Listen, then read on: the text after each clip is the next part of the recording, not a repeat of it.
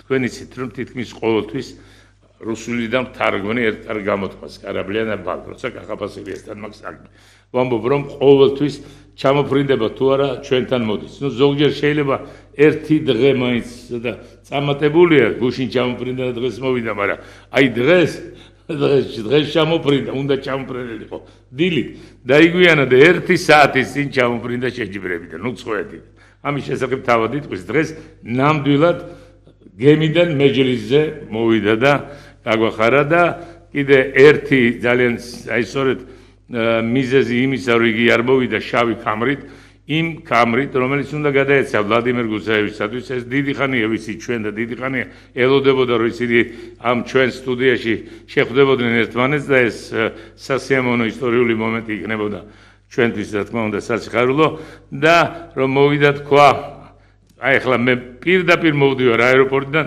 თორემ შავკამარს მოვიტანდი რადგან ვლადიმერ გუსაევიჩს იღებს მონაწილეობას მაგრამ ეს იყო სიტყვიერად ყველაფერი და პრაქტიკულად მე შემდგომ გადაცემაში ახლა გისმენთ შენ უამრავი ფოტომასალაც გაქვს ვიდეო მასალაც და უამრავი მოსაყოლი დიახ მოგესალმებით მივესალმებით ჩვენ სტუმრებს დიახ მართლაც 2 საათია რაც ჩამოფრინდი დაიგვიანა ჩვენ რეისა მაგრამ ვიმყოფებოდი სტამბულში, სადაც გაიმართა მსოფლიო ჩემპიონატი შოტაკან კარატეში, თქვენ იცით რომ მსოფლიოს ფედერაცია კარატეში ისე თქვი რომ 3 საათი უნდა დაეგვიანა და უთხარი რომ ჯამლეთ ყოყაშვილის გადაცემაზე მაგვიანდება. არა, საერთოდ 3 დღე ძალიან თუდი ამინდი იყო სტამბულში, რადგანაც ნისლი იყო და 3 დღე იჯდნენ ჩემამდე ვინც ელოდებოდა და მე გამიმართლა და მე მივხვდი რომ ესე იგი ყველაფერი ისე არ ხდება. დარეკილი მქონდა აქედან. ალბათ რა თქმა უნდა.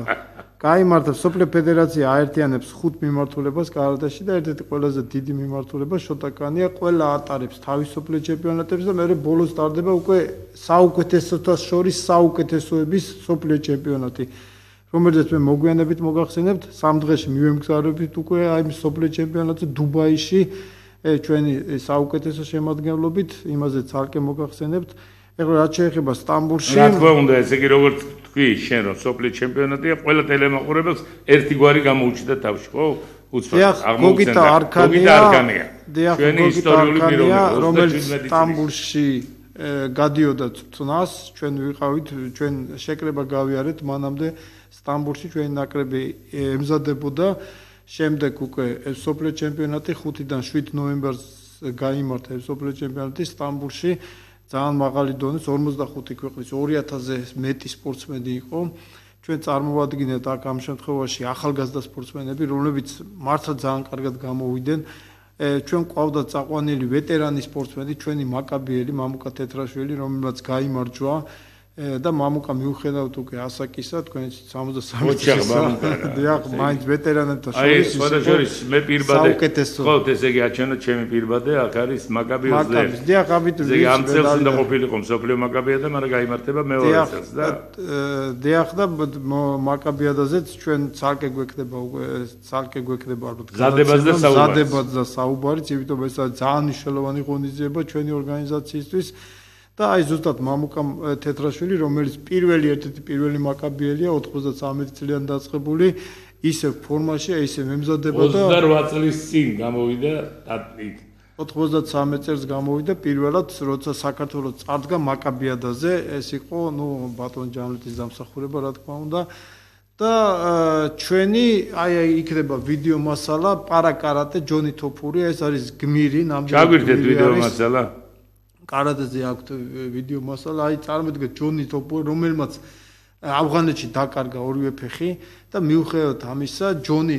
პროფესიონალურ დონეზე ემზადება და ვარჯიშობს. აი ეს არის აი რაღაცა გმირობის, აი ესეთი მაგალითია, ახალგაზრდა კაცია და დუბაიში მოდის ახლა ჩვენ სპორტაშორის მაგრამ პროფესიონალი არის რა, პრაქტიკულად ვარჯიშობს როგორც პროფესიონალი. დღეში რამოდენიმე საათი საუკეთესო პიროვნებაა და არც ერთი ფეხი არა. არც ერთი ფეხი არა აქვს, აი წარმოედგინეთ. საოცრებაა. კატაში პარაკარატე ესეთი ფორმაა და იყო საუკეთესო. გაიმარჯვა სპეციალური ჯილდოთი დააჯილდოვეს და აი მართლაც აი ისეთი საყურებელია ხედავთ ხო? ბათუმელი ბიჭია, ახალგაზრდა კაცია რა პრაქტიკულად. და მართლაც კარგად გამოვიდა. ეხლა ბათუმს რაც შეეხება, მინდა ბათუმს ესე გადავწვდე, რომ აპრილში ჩვენ მომავალი წლის აპრილში დაგეგმილი გვაქვს ბათუმი 22 არაოლიმპიური სპორტის თამაშების ჩატარება, არაოლიმპიური სპორტის სახეობა და თამაშების ჩატარება, იქ იქნება კარატე, კიკბოქსინგი. მე შევახსენებ ტელემაყურებლებს, რომ არაოლიმპიური კომიტეტის ვიცე-პრეზიდენტი არის კახაბასილია და პრეზიდენტი ბატონი ჯამლეთ ხუხაშვილი. და ჩვენ გვაქვს დაგეგმილი ძალიან საინტერესო თამაშები, იქ იქნება როგორც მინი გოლფი, ძლიერი მამაკაცი, უშუ, კარატე, კიკბოქსინგი და ესე შემდეგ ველოდებით ასევე გაეროს მშვიდობის ელჩის წარმომადგენელს კატარის პრინცესას, რომელიც იქნება ამ ჩემპიონატის ესეთი საპატიო სტუმარი იქნება და მოკლედ მზათა ვართ, ყველანაირად მზათა ვართ. აქედან აი ამ ზუსტად აქედან გამომდინარე ჩვენთან ერთად წამოსული იყო ამ ღონისძიებაზე საორგანიზაციო კომიტეტის თავმჯდომარე, აჭარის ოლიმპიური კომიტეტის პრეზიდენტი, სხვა შორის ჩვენი კოლეგა. დიახ, ჩვენი კოლეგა ცივაძე, ბატონი ჯონი ცივაძე, რომელსაც ძალიან საინტერესო შეხვედრები ჰქონდა სტამბულის დიაგნოსტიკის წევრი არის, ჯერ არა, მაგრამ იმდენად დადებითი პიროვნებაა, რომ ალბათ მალე მოვა ამის დროც. ძალიან საინტერესო შეხვედრები ჰქონდა სტამბულის ხელმძღვანელობასთან, სპორტის მუშაკებთან, ოლიმპიური კომიტეტის წარმომადგენლებთან და პრაქტიკულად დავგვეგმეთ, ეს იქნება აპრილის პირველი კვირა, აი ეს თამაშები ჩატარდება ბათუმში აპრილის კვირას, თქვენ იცით რომ ევროპის სპორტული დღეები არის 6-10 აპრილი, დიახ და აი ზუსტად აი ამ დღეების ფარგლებში გვინდა ჩავატაროთ არაოლიმპიური სპორტის სახეობა და თამაშები. ბათუმი 22. ეს იქნება აპრილში, მანამდე მარტში ჩვენი დელეგაცია ბათუმიდან ვაკეთებთ პატარა ჯგუფს, გაემგზავრება ისრაელში, ელატის თამაშები არის ესეთი, დიდი ხანია ტარდება. ელატი ყველა მიცის, ეს არის მსოფლიოში ერთ-ერთი ყველაზე სახელგანთქმული საკურორტო ქალაქია, საკურორტო საზღვაო ქალაქი და პატარა ქალაქია და ჩვენ გვინდა პრაქტიკულად იქაც უკვე მოლაპარაკება გვაქვს და წლიური საშუალო ტემპერატურა არის 31 გრადუსი. დიახ, ძალიან ცხელა. მარტში 35-40 გრადუსია. გვინდა ბათუმსა და ელატს შორის ხელშეკრულება მეგობრობის თაობაზე და პრაქტიკულად უკვე აპრილში უკვე ისრაელიდან ჩამოვა გუნდი, რომელიც წარმოადგენდა იქნება ამ ჩვენ თამაშებზე. ეს მოლაპარაკებაც უკვე პრაქტიკულად შედგა, ჩვენ აი ესეთი WhatsApp-ის მეშვეობით ერთმანეთს დაუკავშირეთ ხელმძღვანელობა. გაბი მიხეილმა მიიღო მონაწილეობა. კი, რა თქმა უნდა, გაბი ჩართულია, ძალიან აქტიურადაა ჩართული იმ ხარეს, ისრაელის ხარეს, აქეთ უკვე ბატონი ჯონია ჩართული. გაბი მიხეილის ქართველი ებრაელია, რომელიც არის იქ ისრაელის კარატეს ფედერაციის პრეზიდენტი და კრავმაგის სოფლიოს ფედერაციის პრეზიდენტი. ჩვენი გაბი მიხელაშვილი. ადამიანი რომელიც და მოკლედ აი ყველაფერი ეხმარება თუ რამეა საჭირო. და თქვენ იცით ბატონო ჯამლეთ რომ ჩვენ გვაქვს მომავალ წელს არის სოფლიო თამაშები World Games, სადაც ჩვენ მივემგზავრებით ოფიციალური დელეგაცია და ჩვენ გვაქვს უკვე წინასწარი ესეთი შეთანხმება, იქნება წარდგენა ჩვენ 2029 წელს გვინდა არაოლიმპიური აი ეს World Games-ი, რასაც ქვია, ჩავატაროთ ესეთი შეთავაზება შევდივართ ბათუმში ჩატარდეს. ეხლა დიდი ოლიმპიური თამაშები საქართველოში, ზაფხულის თამაშებზე ვამბობ, ალბათ, ძნელია რომ ეს ესეთ ჯერჯერობით წარმოვიდგინოთ კი, რა ძნელია. პრაქტიკულად იმიტომ რომ ზამთრის თამაშები ძალიან ძნელი იყო.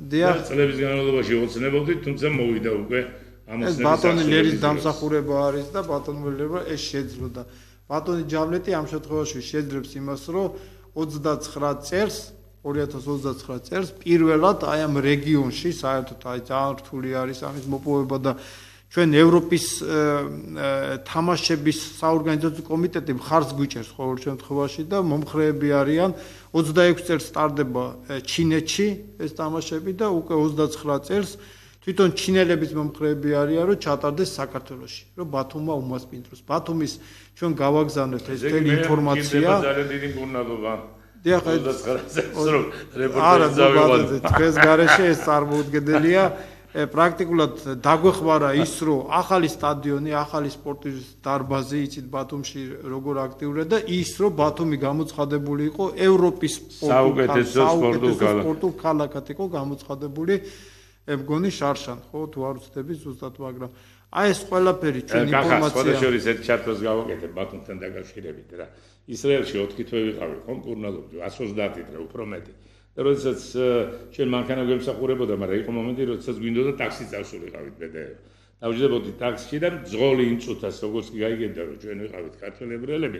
ჯორჯია, ბათუმი, ესე იგი, საოსა თითქმის ყველა ბათუმში ნამყოფია მთელი ისრაელი მოდიან იმ ათობით რეისია უკვე ბათუმში დანიშნული ისრაელიდან მოდიან რომ ნახონ ეს ულამაზეს ქალაქი ნახონ. არა მარტო ის მესტია და ყველაფერი იციან ზეპირადესი. საჭმლის შესახებ ხო მოკლედ ჩვენც არ ვიცოდით იმდენი პროდუქტი ქონია რაც იციან იმ ებრაელები. დიახ, მართალი ბრძანდებით ბატონ ჯამლეთ და ზუსტად აი ამ ყველაფერმა განაპირობა რომ ჩვენი შანსები დიდია, რომ ჩვენ 2029 წელს მოვიპოვოთ აი ამ ძალიან მნიშვნელოვანი ღონისძიების სოფლიო თამაშების ჩატარების უფლება ბათუმში.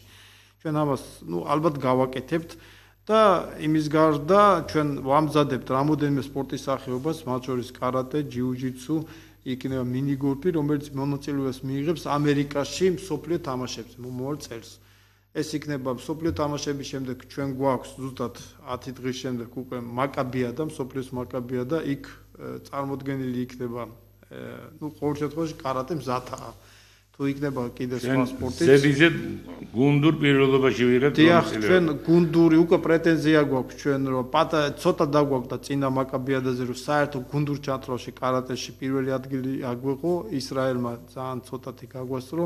და ამჯერად ჩვენ ყველაფერს გავაკეთებთ, რომ პირველი გუნდური ადგილი მოვიპოვოთ ჩვენ. ამის წინაპირობა ჩვენ გაბი მიხეილთან დაკავშირებით, გავიხსენებ ერთ-ერთ მაკაბიადას, როდესაც სწორედ ჩვენი კარატისტები გამოდიოდნენ გუნდურ ჩათვლაში, რომ მესამე საპრიზო ადგილი დაგვიყვებინა, აუცილებლად უნდა მოგვიგო ერთ-ერთი შეხვედრა, ბოლო შეხვედრა იყო იმ შეჯიბრებას და ამ დროს ჩვენმა ერთ-ერთმა სპორტსმენმა ტრავმა მიიღო სერიოზული. და ფაქტიურად წაგებული ვიყავით თუ ესე იგი იმაში ეგრევე წაგება ჩაგვეთულებოდა და მაშინ კახაბასილიამ მთავარი მსვლელი იყო რა თქმა უნდა მისი ხელმძღვანელობით ემზადებოდნენ ეს ბიჭები იქ საასპარეზოდ მაშინ ფორმა ჩაისვა მივიდა მსაჯებთან გაბი მიხეილი ერთ-ერთი მსაჯი იყო ერთ-ერთი გადამწყვეტი ხმის პატრონი მაშინ და უთხრა რომ თუ მომცემთ ნებას მე მივიღებ მონაწილეობას და მისცეს ნება გაიმარჯვა და ხუთი ბრინჯაოს медаლი მოვიგეთ სწორედ. დიახ, იყო ესეთი ეს ახალგაზრდა ვიყავი მაშინ ეს იყო 2009 წელს იყო ზუსტად 11 წლის წინათ იყო და პრაქტიკულად ეხლაც არ დავზარდა თუ საჭირო გახდა ეხლაც ფორმაში ვარ მაგრამ მაშინ ფორმა დააქვს.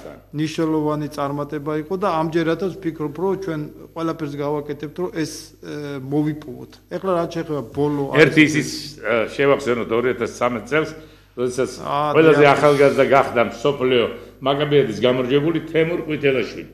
ჩვენ ვიცით თემურ ყვითელაშვილი რომელიც გიტარაზე დაკვრის სოფლიოს დიდ სტატია ხუთეულში შედის, მისი შვილი არანაკლებად უკრავს სხვათაშორის გიტარაზე ისრაელში ჩააბარა ეხლა ის სწავლობს კონსერვატორიაში და სოფლიო ჩემპიონი გახდა სწორედ აი მაშინ ჩემპიონი გახდა ბიზინა იონიშვილმა დარეკა მაშინ პრემიერი იყო დარეკა და ტატამზე მიულოცა ის გამარჯვება. ეს ძალიან მნიშვნელოვანი წარმატება იყო 2013 წელი იყო მაშინ და მართლაც კარგად გამოვიდა ჩვენი ახალგაზრდული ნაკრები. ეხლა რაც შეეხება ბოლო ჩემს ეტაპს ჩვენ სამ დღეში მივეგზავნებით დუბაიში, სადაც ჩვენი ეროვნული ნაკრები წარდგება სოფლიო ჩემპიონატზე, უკვე სოფლიო კარატეს ფედერაციის ეგიდით და რა თქმა უნდა გოგიტა არქანია, რომელიც მზადებას უკვე 3 თვეა გადის უცხოეთში.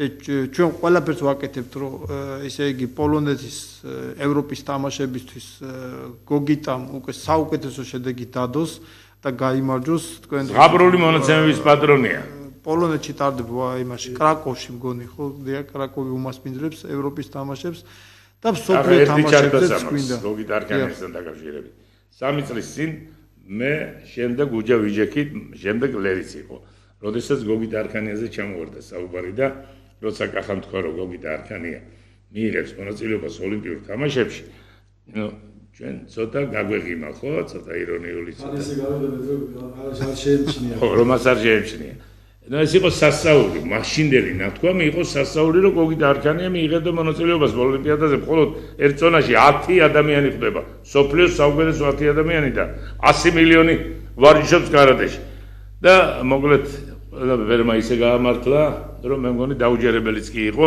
ლიცენზია მოიპოვა ერთ-ერთმა პირველმა და მეხუთე ადგილზე გავიდა. წარმოიდგინეთ, ჩვენ კი ვფიქრობდით, რომ შეიძლება მედლისთვის გამოეკრა ხელი რომელიმე ხარისხის მედლისთვის, მაგრამ მეხუთე ადგილი ეს უკვე უდიდეს წარმატება, თან 37 წლისაა, ვოვა. 27 იმდენად ვიყავით, აი კონკრეტული ლიცენზიის აღება, იმდენად რთული იყო, მხოლოდ 29 ქვეყანამ შეძლო ლიცენზიის აღება. იმდენად რთული იყო და იმდენი დიდი ძალა ჩავდე თამაში, რომ ეს უკვე მედალზე რაც იყო საჭირო, აი ეს კონცენტრაცია და ის მობილიზაცია და იგივე ბევრი რაღაცა რა თქმა უნდა, იქ ფსიქოლოგიური ფაქტორი იყო ის, რომ ჩვენ პრაქტიკულად არ ვიცით ოლიმპიური თამაშები რა არის. ეს სულ სხვა რამე ფენომენი არის, ეს არ არის სოფლიო ჩემპიონატი, ეს არ არის უბრალოდ რაღაცა ტურნირი. ეს არის ის ღონისძიება, სადაც სპეციალურად უნდა მოამზადოს სპორტსმენი. თან ახლა თქვენ იცით, რომ თვითონ აი ამ ვირუსიდან გამომდინარე ეს სპორტსმენს არ ქონდა საშუალება ის 10 დღით ადრე, 2 კვირით ადრე, როგორც არის ოლიმპიურ თამაშებზე ჩასვლა და უკვე სხვანაირად აკლიმატიზაციის გავლა. ალბათ ბევრმა რაღაცა და როგორც ებრაელები ამბობენ, იღბალი მომეციო და აი ესეთი რაღაცა. მაზალტო. აი, ალბათ ოლიმპიური თამაშები ეს აი როგორც ჩემი ხედვით არის, რომ ბევრი არის კარგად მომზადებული, მაგრამ აი ის რასაც ქვია იღბალი, სპორტული იღბალი ბევრს არ წყალობს ოლიმპიურ თამაშებზე, ჩვენ ნახეთ იგივე ჭიდაობის შემთხვევაში, ნახეთ ბევრი სპორტის სახეობის ფარიკაობაზე ძალიან გული დამწყდა და აი ეს რაღაცა ჭიდაობაში 13 წამში ჩვენ ოთხკულას წავაგებდით. მე მგონი წლების განმავლობაში რომ დაждდნენ პესიმისტები და იფიქრონ, ვერ მოიფიქრებენ ეგეთ პესიმისტურ გეგმას. მოკლედ აი იღბალი. დიახ, იღბალი დაგვაკდა რაღაც ნიუანსები დაგვაკდა, რომელსაც ჩვენ გამოვასწორებთ. და პრაქტიკულად მუშაობთ ყოველ შემთხვევაში და აი ზუსტად 2 დღეში გავემგზავრებით, ჩამოვართ უკვე იქიდან 23-ში ჩამოვართ და ეხლა ბოლოს რასაც შეეხება თუ თქვენ 23-ში ჩამოდიხარ, 24-ში უნდა დავნიშნო მაშინ. არა, იქით და კვირაში და მე თხოვნა მექნება ბატონ ჯამრეთ, რომ ისევ დაპატიჟოთ ბატონი ვოვა, რომ ჩვენი ფედერაციის ასეთ მზათა გვაქვს მეორე დანის დიპლომი, პირველი დანი დიდი ხნის წინათ მივეცეთ ჩვენ იმას ჯაკოს დღე იყო, ხო? ჯაკოს ის იყო. საიუბილეო დღეზე მივეცით და მეორე დანი მინდა.